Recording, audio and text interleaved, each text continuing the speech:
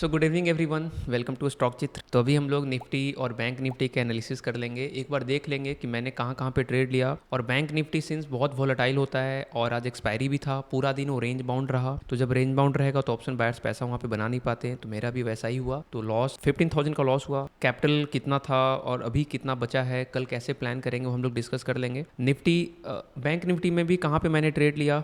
एक ट्रेड जो स्पाइक वाला था पुट ऑप्शंस का, जो मैंने शेयर करा था ट्विटर पे, तो वो वाला मैंने एंट्री कैसे प्लान किया और वो वर्क कर गया। मतलब वो 41 पे लिया था और 100 के आसपास उसको बुक किया, 300 क्वांटिटी था, तो लॉस रिकवर हुआ था थोड़ा सा, बट अभी भी 15,000 के आसपास लॉस है, जो तो ठीक है। बैंक निफ्टी ऐसा होता ही है, बैंक निफ्टी काफ़ी वोलेटाइल होता है, इसको पकड़ पाना आसान नहीं है। शुरुआती में तो हाथ जलाना ही नहीं चाहिए बेसिकली बैंक निफ्टी में, बट तब भी बहुत सारे ट्रेड लिए, सीखे कि बैंक निफ्टी का मूव कैसा है। चलो हम लोग थोड़ा सा भी कूल माइंड से करते हैं, क्योंकि जब आप ट्रेडिंग कर रहे होते हो ना, वहाँ पे माइंड कूल नहीं होता, तो वहाँ पे आप बहुत चीज़ें सोच रहे होते हो, थोड़ा इंपल्सिव भी हो जाते हो। अब ट्रेड क्या है कि मैच्योरिटी का चीज़ है, जब इंपल्सिव हो जाते हैं तो रैंडम ट्रेड हो जाता है बहुत बार। तो अभी बहुत शांत दिमाग से देखेंगे कि कहाँ पे अपॉर्चुनिटी था। और एक तो टाइम फ्रेम कम कर लेते हैं हम लोग, 1 मिनट पे आ जाएंगे, 2 मिनट पे आ जाएंगे। ऐसा लगता है कि सारा स्पाइक्स हमारे लिए ही है और वो स्पाइक्स डंडा दे जाता है, ठीक है। तो स्पाइक्स हम लोग अभी एनालाइज करेंगे। तो सबसे पहले निफ्टी से शुरू करते हैं। तो यहाँ पे सबसे पहले निफ्टी के चार्ट पे एक नज़र डालते हैं। और अगर हम डेली चार्ट से शुरू करते हैं, पहले डेली चार्ट देख लेते हैं कि डेली चार्ट में दिख रहा होगा कि ऑल टाइम हाई के पास, ऑल टाइम हाई कितना हमारे पास 25,000 के आसपास। तो 25,000 के आसपास से सस्टेन करने का कोशिश कर रहा है और नीचे से दो अच्छे कैंडल, दो ग्रीन कैंडल, जहाँ पे दूर दूर कुछ वीकनेस नहीं दिख रहा और यहाँ पे सस्टेन कर रहा है। मार्केट में या फिर इकोनॉमी में कुछ ऐसा खास नहीं हो रहा है कि हाँ स्ट्रेंथ फील हो। कभी भी थोड़ा सा बैड न्यूज आएगा, एक सेलिंग फास्ट आ सकता है, लेकिन अभी वैसा कुछ सिनेरियो नीचे दिख नहीं रहा। नीचे की तरफ मार्केट एक सेलिंग करके ऊपर की तरफ आ चुका है। जो इसका पूछ है, तो पूछ में देखो, पूछ को कवर करने की कोशिश करा लेकिन वहाँ से ग्रीन में क्लोज हुआ। इसका मतलब सेलर्स जो हैं, सेलिंग प्रेशर जो है वो एब्जॉर्ब हो जा रहा है, तो ऊपर की तरफ मार्केट यहाँ मूव कर रहा है। So now coming back to 5 minute chart, जो कि अपना चार्ट होता है 5 मिनट।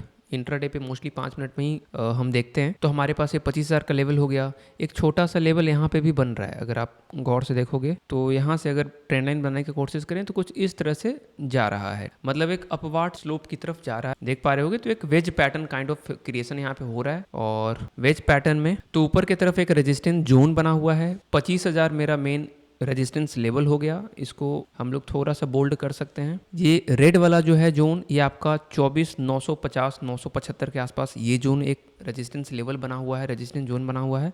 और नीचे से अप ट्रेंडिंग सपोर्ट, मतलब कहीं ना कहीं एक कॉन्स्ट्रक्टेड पैटर्न की तरफ, वेज की तरफ, मतलब इस तरह से छोटा होता चलता जा रहा है और ब्लास्ट ऊपर की तरफ हो सकता है। तो मार्केट पूरे टाइम साइडवेज रहा। साइडवेज मार्केट में मॉर्निंग में कुछ समय के लिए थोड़ा सा यहाँ पे भी एक रेजिस्टेंस शो हुआ, ठीक है, आप देख पा रहे होगे। इस पॉइंट पे भी एक रेजिस्टेंस फेस हुआ मॉर्निंग में।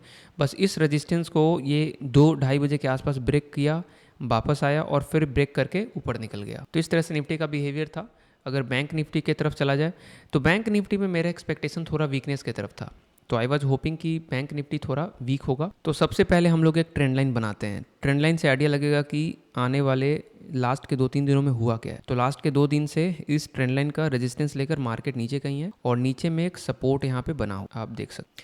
तो बैंक निफ्टी में मॉर्निंग में एक्सपेक्टेशन ये था कि जब यहाँ पे स्ट्रगल हो रहा है तो थोड़ा सा अगर नीचे स्ट्रगल करके ब्रेक हो तो ब्रेक हो सकता है। और इसी ट्रेड में हम फंसे भी हैं आज। जब ये ब्रेक हुआ, जब ये रेड कैंडल ब्रेक हुआ और ये फॉलो थ्रू नहीं आया, आई वॉज, मतलब ये बोलो कि ओवर कॉन्फिडेंस या फिर ओवर एक्सपेक्टेशन में चले गए कि यहाँ पे थोड़ा पॉज कैंडल लेके नीचे की तरफ गिरना चाहिए और पुट बाई करके बैठ गए। बहुत बार पुट ट्राई करा मैंने बाई करने का और हर बार हाथ जला, आई बर्न्ड माई फिंगर्स। यहाँ पे भी देख सकते हो, यहाँ पे भी ग्रीन कैंडल बनने के बाद मुझे ऐसा फील हो रहा था कि अब फॉलो थ्रू आ जाएगा, बट फॉलो थ्रू आया ही नहीं, क्योंकि आज बैंक निफ्टी का एक्सपायरी था और एक्सपायरी में बड़े प्लेयर्स जो हैं बेसिकली 51,400 को डिफेंड कर रहे थे। 51,400 से लेकर के 51,600, ये जो लेवल है हमारा 51,586, 51,400 से 600 के बीच में पूरे दिन इसको रखा है। तो जब पूरे दिन बिल्कुल एक जोन में चलेगा तो ऑप्शन बायर्स वहाँ पे डिफिकल्ट होगा। और देखो ना, जब मूव भी आ रहा है तो कैसा आ रहा है, ये देखो, मूव आया, पूरा रिवर्सल, मूव आया, पूरा रिवर्स। तो इस तरह से बहुत ही डिफिकल्ट मार्केट था ट्रेड करने के लिए। और जब ये इतना बड़ा मूव आया और फॉलो थ्रू नहीं आया तो यहाँ पे भी बहुत लोग फंस गए, मैं भी फंस गया था। यहाँ पे एक मूव देखोगे, यहाँ पे भी आया था, बट यहाँ पे फॉलो थ्रू नहीं आया। इसके बाद भी मार्केट जो है नीचे गिरने लगा और यहाँ पे एक रेड कैंडल अच्छा सा बना, इसके बाद भी follow through. So this was a very problematic situation. अब चलते हैं बैंक निफ्टी के ऑप्शंस की तरफ।